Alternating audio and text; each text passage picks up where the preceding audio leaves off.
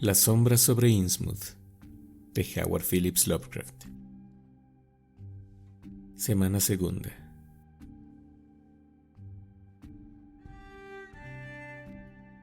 A la mañana siguiente, poco antes de las 10, tomé la maleta y me situé ante la droguería Hammond, en la plaza del mercado, a esperar el autobús de Innsmouth.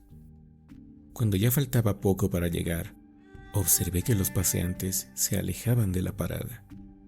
El empleado de la estación no había exagerado la repugnancia que sentían en la localidad por los habitantes de Innsmouth. Al poco tiempo apareció retemblando por State Street un coche de línea bastante viejo, pintado de verde sucio. Dio la vuelta y frenó al lado de donde yo estaba. Enseguida me di cuenta que era el que yo esperaba. Encima del parabrisas se adivinaba el casi ilegible cartel Arkham, Innsmouth, Newburyport. Solo venían 3 pasajeros, 3 hombres más bien jóvenes, morenos, mal vestidos y de semblante hosco. Cuando el vehículo se detuvo, bajaron los 3 y con paso torpe y desmañado echaron a andar en silencio por State Street, casi de manera furtiva. El conductor bajó también del coche y le vi desaparecer en el interior de la droguería. Este debe ser el tal Joe Sargent que mencionó el empleado de la estación, pensé, y antes de reparar en ningún detalle, sentí que me embargaba como una oleada de instintiva aversión, tan incontenible como inexplicable. De pronto, me pareció muy natural que la gente de la localidad no deseara subir a semejante autobús ni visitar la población donde vivía aquella chusma. Cuando volvió a salir de la droguería, me fijé más en él y traté de descubrir el motivo por el que me había causado tan mala impresión.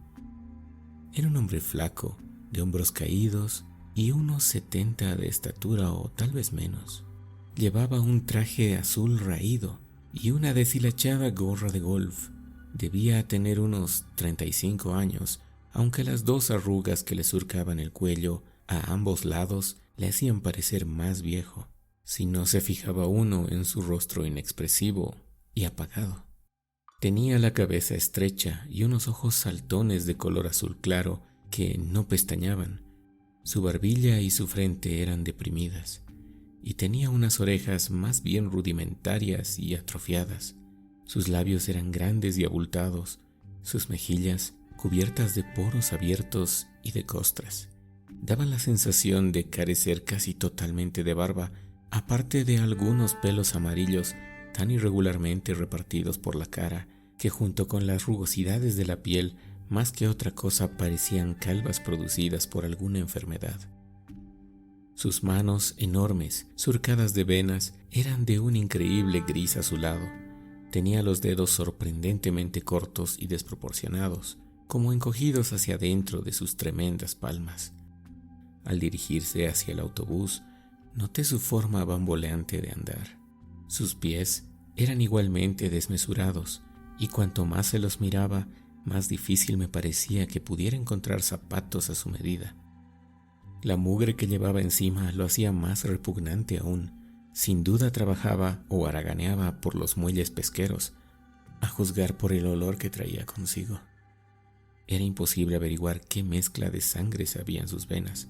Sus rasgos no parecían asiáticos, polinesios ni afros, pero evidentemente eran extranjeros. Sin embargo, más que una característica racial, aquellos rasgos me parecían una degeneración biológica. Me quedé cortado de pronto al darme cuenta que no había ningún otro pasajero en el autobús. No me gustó la idea de viajar solo con semejante conductor, pero se acercaba la hora de salida y tuve que decidirme. Subí al coche, le tendí $1 y le dije escuetamente: Innsmouth. Me miró con sorpresa durante un segundo, mientras me devolvía 40 centavos, pero no dijo nada. Me senté detrás de él, junto a la ventanilla, para poder contemplar la costa durante el viaje. Por fin, arrancó el cacharro de una sacudida y pronto dejó atrás los viejos edificios de State Street. retemblando estrepitosamente y soltando un humo espeso por el tubo de escape. Me dio la impresión de que la gente que pasaba por la acera evitaba mirar el autobús, o al menos disimulaba. Luego doblamos a la izquierda por High Street y el camino se hizo más suave. Cruzamos por delante de unos edificios majestuosos que databan de los primeros tiempos de la República, y luego dejamos atrás varias casas de campo de estilo colonial, más antiguas aún. Después de atravesar Lower Green y Parker River, salimos finalmente a una zona costera larga y monótona. Era un día de calor y de sol. El paisaje de arena, de juncales, de maleza desmedrada, se hacía cada vez más desolado a medida que avanzábamos. A nuestro lado se extendía el agua azul y la raya arenosa de Plum Island. Después de desviarnos de la carretera general que seguía a Rowley e Ipswich, tomamos un camino que siguió bordeando el litoral. No se veían casas, y según estaba el firme de la carretera, el tráfico por aquel paraje debía ser muy escaso. Los negros postes del teléfono sostenían tan solo 2 cables. De cuando en cuando cruzábamos unos decrépitos puentes de madera, tendidos sobre pequeñas rías que cuando la marca estaba alta, contribuían a aislar aún más la región. De cuando en cuando se veían tocones ennegrecidos y cimientos de vallas desmoronadas que emergían de la arena. Recordé que en uno de los libros de historia que había manejado, se decía que anteriormente aquella había sido una comarca fértil y muy poblada. El cambio sobrevino al parecer a raíz de la epidemia que había asolado la ciudad de Innsmouth en 1846. Pero la gente lo había achacado a ciertos poderes malignos y ocultos. De hecho, el mal radicaba en la absurda tala de toda la arboleda cercana a la playa, que había privado al suelo de su mejor protección contra la arena que ahora lo invadía todo. Finalmente, perdimos de vista a Plum Island y apareció la inmensa extensión del Atlántico a nuestra izquierda. El estrecho camino comenzó a subir por una cuesta pronunciada. Experimenté una sensación extraña al ver la cima solitaria que se elevaba ante nosotros, donde el camino, herido de surcos, se encontraba con el cielo. Era como si el autobús fuera a continuar su ascensión, abandonando la tierra para fundirse con el misterio ignorado de un más allá invisible. El olor a mar nos llegaba cargando de aromas presagiosos. La espalda encorvada y rígida del conductor y su cráneo grotesco se me antojaban cada vez más repugnantes. Por detrás tenía la cabeza casi tan despoblada de pelo como su cara. Apenas le crecían unas pocas hebras amarillentas en su piel rugosa y grisácea. Coronamos la cuesta. Desde arriba se podía contemplar toda la extensión del valle donde el Manuxet desembocaba en el mar, junto al norte de una larga muralla de acantilados que culminaba en Kingston Head y tuerce después hacia Cape Ann. En la bruma lejana del horizonte se alzaba a distinguir el perfil confuso del promontorio donde se alzaba aquel caserón antiguo del que tantas leyendas se habían contado. Pero de momento toda mi atención se centró en aquel panorama inmediato que se abría ante mí. Habíamos llegado frente al tenebroso pueblo de Innsmouth. Era un núcleo urbano muy extenso, de casas apretadas, pero carente de signos de vida. Apenas si salía un hilo de humo de toda la maraña de chimeneas. 3 elevados campanarios descollaban rígidos y leprosos contra el azul del mar. A uno de ellos se le había desmoronado el capitel. Los otros 2 mostraban los negros agujeros donde antaño estuvieran las esferas de sus relojes. La inmensa marca de techumbres inclinadas y buhardillas puntiagudas formaban un paisaje desolador. A medida que avanzábamos carretera abajo, descubrí que muchos de los tejados estaban totalmente hundidos. Había algunas casas grandes de estilo georgiano, con tejados de 4 agujas, cúpulas y galerías acristaladas. La mayoría de ellas estaban lejos de la mar, y una o dos vi que todavía se conservaban en buen estado. En el espacio que había entre unas y otras se veía la línea rumbrosa del ferrocarril abandonado, invadida de hierba, bordeada por los postes del telégrafo sin cables ya, y las huellas borrosas de los viejos caminos de carro que iban a Rowley y a Ipswich. El abandono y la ruina se hacían más evidentes en el barrio marinero, junto a los muelles. Sin embargo, en su mismo centro se alzaba la blanca torre de un edificio de ladrillo muy bien conservado, que parecía como una pequeña fábrica. El puerto, invadido por los bancos de arena, estaba protegido por un antiguo espigón de piedra, sobre el que se distinguían las menudas figuras de algunos pescadores sentados. En la punta del espigón se veían los cimientos circulares de un faro de ruido. En el puerto se había formado una lengua de arena, sobre la cual había unas chozas miserables, algunos botes amarrados y unas cuantas nazas diseminadas. El único sitio en el que parecía haber profundidad era donde el río, una vez pasado el edificio de la Torre Blanca, daba la vuelta hacia el sur y vertía sus aguas en el océano, al otro lado del espigón. Los muelles de embarque estaban podridos de un extremo a otro. Los más ruinosos eran los de la parte sur, y allá lejos, mar adentro, pese a la marca alta, pude distinguir una raya larga y negra que apenas afloraba del agua, y que al instante ejerció sobre mí una atracción singular y maligna. Era sin duda alguna el arrecife del diablo. Por un momento, mientras lo contemplaba, tuve la sorprendente sensación de que me estaban haciendo señas desde allá, lo que me produjo un inmenso malestar. No encontramos a nadie por el camino. Empezamos a cruzar por delante de una serie de granjas desiertas y desoladas.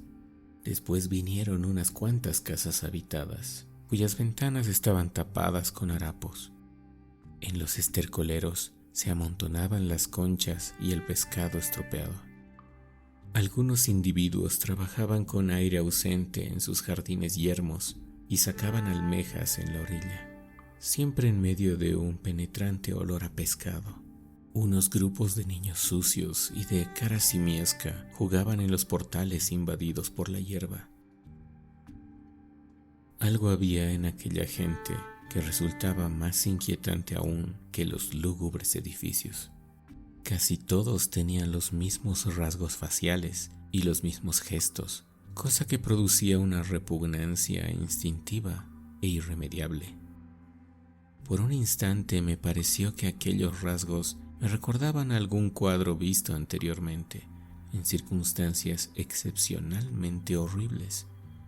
Pero ese pseudo recuerdo fue muy fugaz.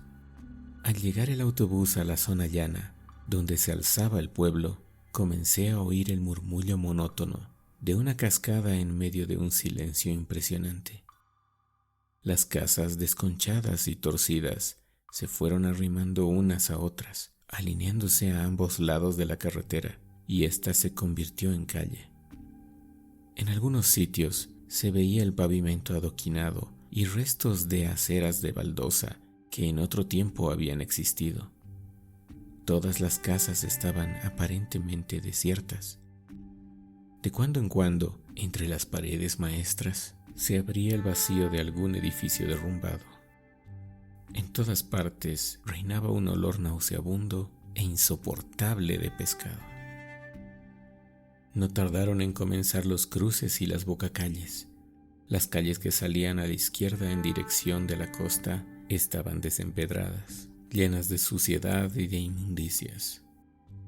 Aún no había visto a nadie en el pueblo, pero al fin se veían algunos signos de vida, cortinas en algunas ventanas, un cascado automóvil detenido junto al bordillo. El pavimento y las aceras se iban perfilando cada vez más, y aunque casi todas las casas eran bastante viejas, edificios de madera y ladrillo de principios del siglo XIX, se veía todavía estaban en condiciones. Fascinado por el interés de cuánto veía, me olvidé del olor repugnante y la sensación opresiva que había experimentado al principio. Pero no había de llegar yo a mi punto de destino sin recibir otra impresión tremendamente desagradable. El autobús desembocó en una especie de plaza flanqueada por dos iglesias, en cuyo centro había un círculo de césped pelado y seco. En la calle que salía a la derecha se alzaba un edificio con columnas. La fachada, pintada de blanco en tiempos atrás, estaba ahora gris y desconchada. Las letras doradas y negras del frontis estaban tan borrosas que me costó bastante descifrar la inscripción. Orden Esotérica de Dagón. Se trataba pues de la antigua logia masónica, actualmente consagrada a un culto degradante. Mientras me esforzaba por descifrar dicha inscripción, sonaron los sordos tañidos de una campana rajada que vinieron a distraer mi atención. Entonces me volví rápidamente y miré al otro lado de la plaza. Los toques de la campana provenían de una iglesia de piedra, de falso estilo gótico, que parecía mucho más antigua que el resto de los edificios de Innsmouth. Tenía a un lado una torre cuadrada, achaparrada, cuya cripta de cerradas ventanas era desproporcionalmente alta. El reloj de la torre carecía de manillas, pero sabía que aquellos golpes sordos correspondían a las 11. Y de repente todas mis reflexiones se esfumaron ante la inesperada aparición de una figura tan horrenda que me estremecí aún sin haber tenido tiempo de verla bien. La puerta de la cripta estaba abierta y formaba un rectángulo de oscuridad. Y al mirar casualmente, cruzó ese rectángulo algo que provocó en mí una fugaz impresión de pesadilla. Era un ser vivo, el primer ser vivo aparte del conductor que veía dentro del casco urbano. De haber tenido los nervios más tranquilos, probablemente no habría encontrado nada aterrador en ello, porque un momento después me daba cuenta de que se trataba solo de un sacerdote. Ciertamente vestía una extraña indumentaria, adoptada tal vez cuando la Orden de Dagón había decidido modificar el ritual de las iglesias locales. Creo que lo primero que me llamó la atención, lo que me llenó de aquel repentino horror, fue la alta tiara que llevaba. Se trataba de una reproducción exacta de la que Miss Tilton me había mostrado la noche anterior. Sin duda fue esta coincidencia la que desató mi imaginación y me hizo ver algo siniestro en el rostro vislumbrado y en el atavío de aquella silueta que cruzó pesadamente el umbral de la puerta. Un segundo después, resolví que no había ninguna razón para sentir ese horror que parecía nacer como un recuerdo maligno y olvidado. No era natural que el misterioso ritual del lugar hubiese hecho adoptar a sus miembros ciertos ornamentos sacerdotales que resultasen especialmente familiares a la comunidad, por haber sido hallados en un tesoro, por ejemplo. Unos poquísimos jóvenes de aspecto repelente se dejaron ver por las aceras. Se trataba de individuos aislados o de silenciosos grupos de 2 o 3. En la planta baja de los edificios había algunas tiendas pequeñas de rótulos sucios y despintados. Vi también en las calles 1 o 2 camiones aparcados. El ruido de la caída del agua se fue haciendo intenso hasta que apareció ante nosotros la profunda garganta del río, sobre la cual se extendía un ancho puente de hierro que desembocaba en una plaza amplia. Al pasar por el puente miré a uno y otro lado y observé que había unas cuantas fábricas en las márgenes cubiertas de maleza, así como en la parte baja del camino. Allá lejos, por debajo del puente, el agua era muy abundante. A mi derecha, río arriba, se veían 2 poderosos saltos de agua y otro por lo menos río abajo, a la izquierda. El ruido era ensordecedor desde el puente. Luego dimos la vuelta en una plaza espaciosa, al otro lado del río, y paramos a la derecha, delante de un caserón alto, pintado de amarillo y coronado con una cúpula. Sobre la puerta, un letrero medio borrado proclamaba que aquello era Gilman House.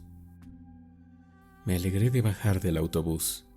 Inmediatamente después, procedí a consignar mi maleta en el sórdido vestíbulo del hotel. Solo había una persona a la vista, un hombre de edad, que carecía de lo que yo había dado en llamar pinta de Innsmouth. Decidí no hacer preguntas indiscretas. Recordaba las cosas raras que se contaban de ese hotel, así que salí a dar una vuelta por la plaza.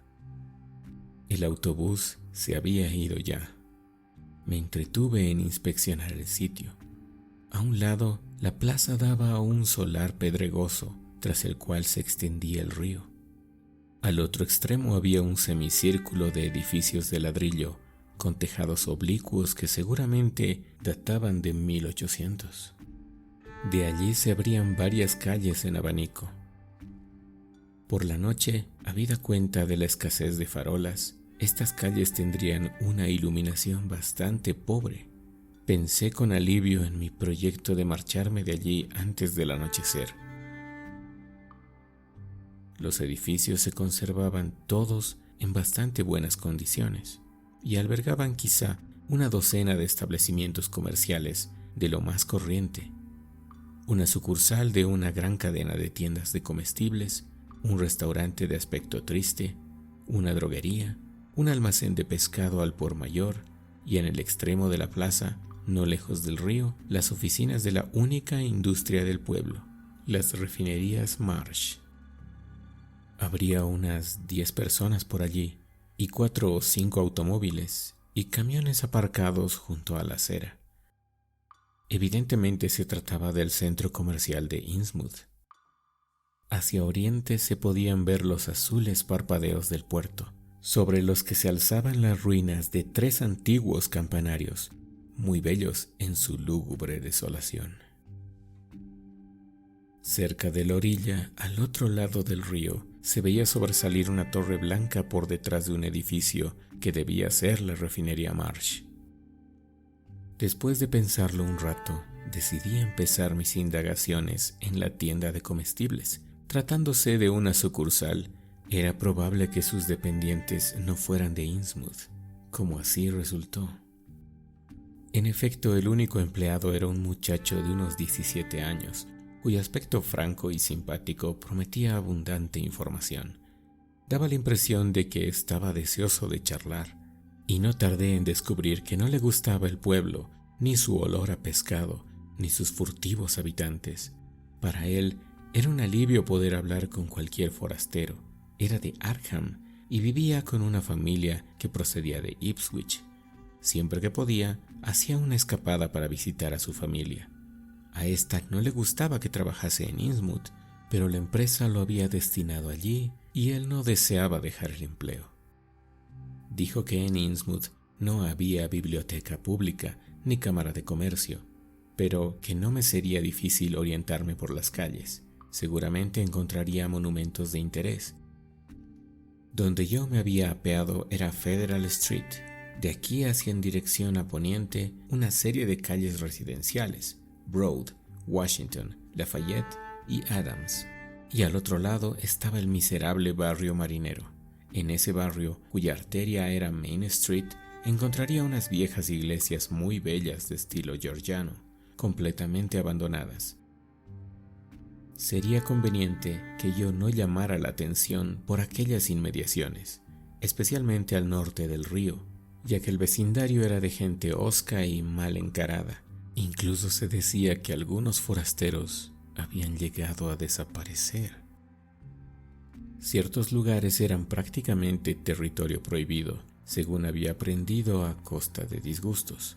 Por ejemplo, no era aconsejable rondar por los alrededores de la refinería Marsh, ni por las proximidades de cualquiera de los templos que aún se hallaban abiertos al culto, ni por delante del edificio de la Orden de Dagon situado en New Church Green.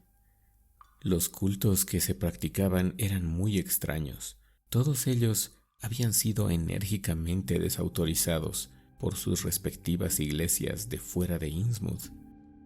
Las sectas locales, aun cuando conservaban sus primitivos nombres, practicaban las más extrañas ceremonias y utilizaban unas vestiduras sacerdotales sumamente raras. Sus credos heréticos y misteriosos hacían alusión a ciertas metamorfosis prodigiosas, a consecuencia de las cuales se obtenía la inmortalidad material en este mundo. El pastor del muchacho, el Dr. Wallace de Arkham, le había instado a que no frecuentara ninguna iglesia de Innsmouth. En cuanto a la gente, él apenas sabía nada. Eran huidizos, se les veía raramente y vivían como los animales en sus madrigueras, de modo que resultaba muy difícil imaginarse a qué se dedicaban, aparte de la eterna pesca. A juzgar por las cantidades de licor clandestino que consumían, debían de pasar la mayor parte del día en estado de embriaguez. Parecían unidos por una especie de misteriosa camaradería y sentían un gran desprecio por el resto del mundo, como si fueran ellos los elegidos para la otra vida mejor. Su aspecto, en particular aquellos ojos fijos e imperturbables que no pestañeaban jamás, era lo que más les repelía de ellos. Después sus voces roncas de acento inhumano. Era lo más desagradable del mundo oírles cantar por las noches en la iglesia, en especial durante las grandes festividades, que ellos denominaban renacimientos, celebrados 2 veces al año, el 30 de abril y el 31 de octubre. Eran muy aficionados al agua y siempre estaban nadando en el río y en el puerto. Las competiciones hasta el lejano arrecife del Diablo eran muy frecuentes y viéndoles daba la sensación de que todos estaban en condiciones de practicar en esta dura prueba deportiva. Pensándolo bien, uno se daba cuenta de que las únicas personas que aparecían en público eran jóvenes. Incluso entre estos, a los mayores ya se les notaba ciertos signos de degeneración. Era muy raro encontrar adultos sin rastro de desviación biológica alguna, como el viejo empleado del hotel. Y uno se preguntaba qué ocurría con los viejos. ¿No sería tal vez la pinta de Innsmouth un extraño fenómeno patológico que les iba minando el organismo a medida que transcurrían los años? Naturalmente, solo una grave enfermedad podía acarrear tales y tan grandes modificaciones anatómicas en las personas que alcanzaban la madurez. Modificaciones tan profundas que incluso llegaban a afectar a la forma del cráneo. En ese caso la cosa ya no sería tan desconcertante, puesto que se trataría de una enfermedad. De todas formas, el muchacho me dio a entender que era muy difícil sacar conclusiones concretas sobre el asunto, ya que jamás se llegaba a conocer personalmente a los viejos del lugar, por mucho que viviese uno entre ellos. Dijo además que estaba convencido de que había individuos más repugnantes de los que veía por la calle, pero que los encerraban en determinados lugares. Se oían cosas la mar de raras. Decían que las casas del pueblo se comunicaban entre sí mediante una serie de subterráneos secretos, y que el barrio era un auténtico vivero de monstruos deformes. Era imposible saber qué clase de sangre les corría por las venas, si es que les corría alguna. Cuando llegaba al pueblo algún enviado del gobierno o alguna personalidad, solían ocultar a los tipos más señaladamente repulsivos. Añadió que era inútil preguntarles nada sobre el lugar. El único capaz de hablar era un viejo que vivía en el asilo de la salida del pueblo y que solía pasear por las calles próximas al parque de bomberos. Este venerable personaje, Zadok Allen, tenía 96 años y estaba algo tocado de la cabeza, además de ser el borrachín del pueblo. Era un individuo huidizo y extraño que siempre miraba de soslayo como si temiese algo. Estando sereno, no se le podía sacar una palabra del cuerpo. Sin embargo, era incapaz de rechazar cualquier invitación y una vez bebido, contaba las historias más asombrosas del mundo. De todos modos, pocos datos útiles podría sacar de él, ya que no decía más que disparates, cosas prodigiosas y horrores imposibles, propios de una mente desequilibrada. Nadie le creía, pero a los de Innsmouth no les gustaba verle beber y charlar con extraños. No era prudente que le vieran a uno haciéndole preguntas. Probablemente las descabelladas habladurías que corrían por allí provenían de él. Es cierto que algunos habitantes de Innsmouth que procedían de otras localidades afirmaban haber visto escenas horribles, pero las aterradoras historias del viejo Zadok, unidas a la deformidad de los habitantes, eran suficientes para provocar todo tipo de supersticiones y fantasías. Ninguno de los forasteros que vivía en el pueblo se atrevía a salir de noche. Se decía que era peligroso. Además, las calles estaban siempre oscuras.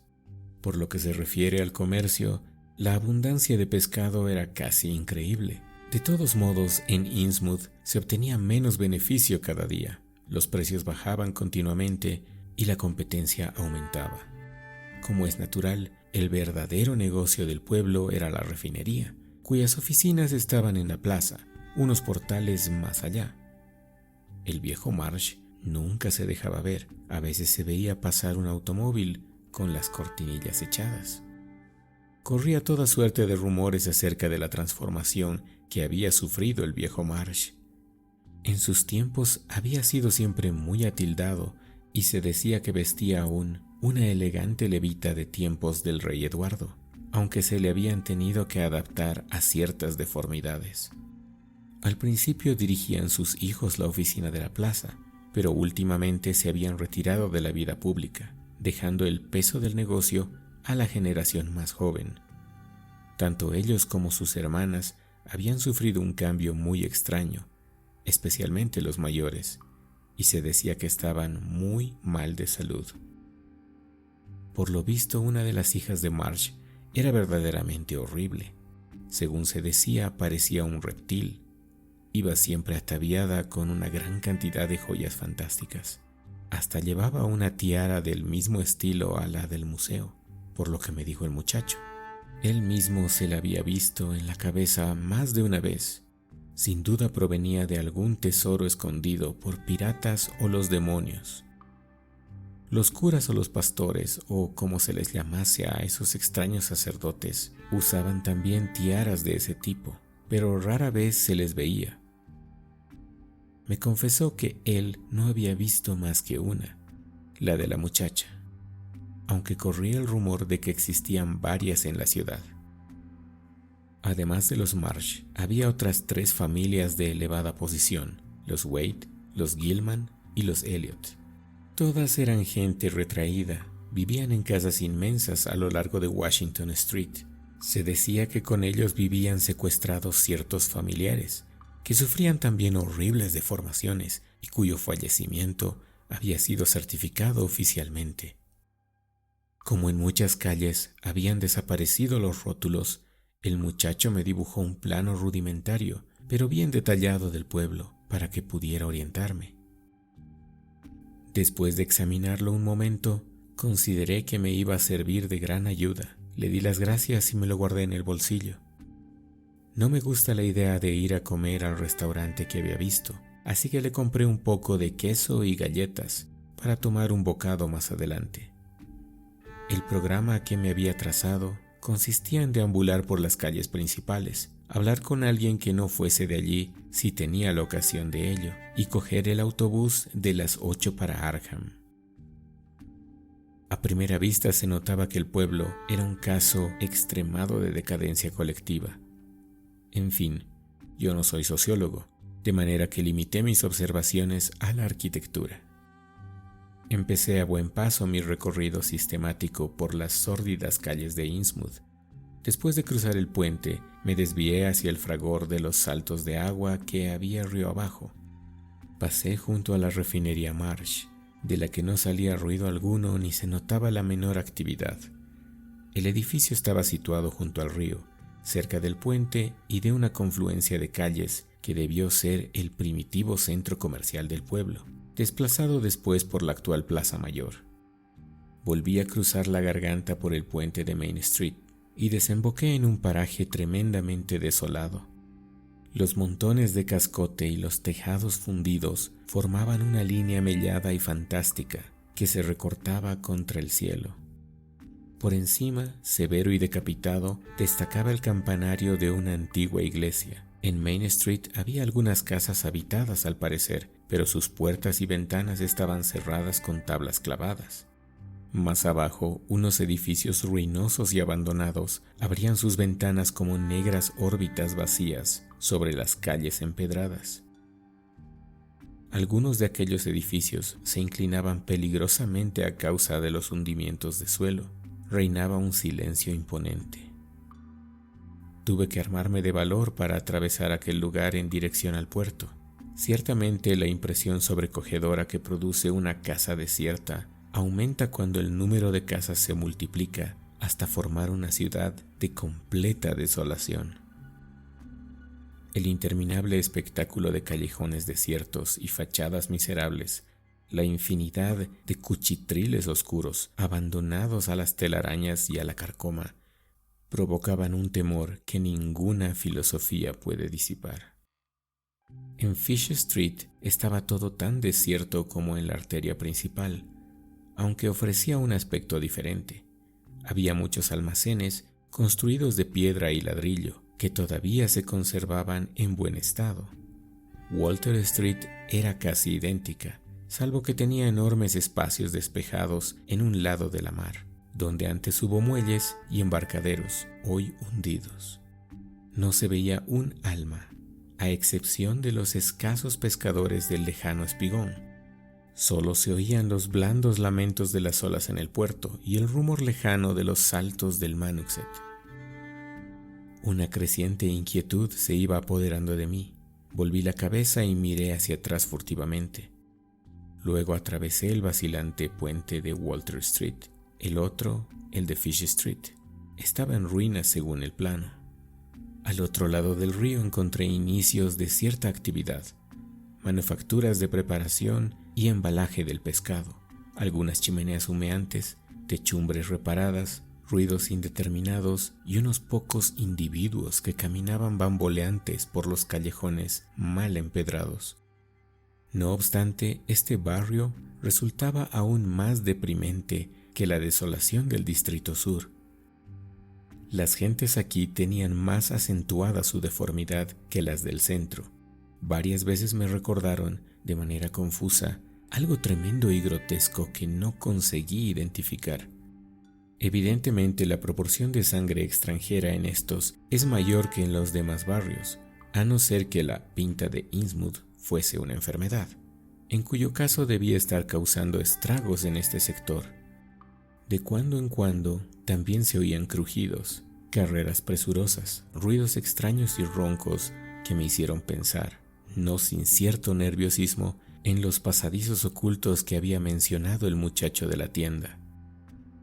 Y de pronto me di cuenta de que aún no les había escuchado pronunciar una sola palabra y que deseaba con toda mi alma que no llegara ese momento. Me estremecía con solo imaginar el sonido de sus voces. Después de detenerme a contemplar las dos iglesias, hermosas, aunque ya en ruinas, de Main y de Church Street, apreté el paso para salir cuanto antes de aquel inmundo barrio marinero. A continuación, mi objetivo debía haber sido lógicamente el templo de New Church Green, pero sin saber bien por qué, no me atreví a pasar otra vez por delante de aquella iglesia, en cuya cripta había vislumbrado la fugaz silueta de aquel extraño sacerdote con tiara. Además, el muchacho de la tienda me había advertido de las iglesias, lo mismo que el local de la Orden de Dagón. No eran lugares aconsejables para forasteros. Por consiguiente, continué por Main Street hasta Martin Street. Luego tomé la dirección opuesta a la mar.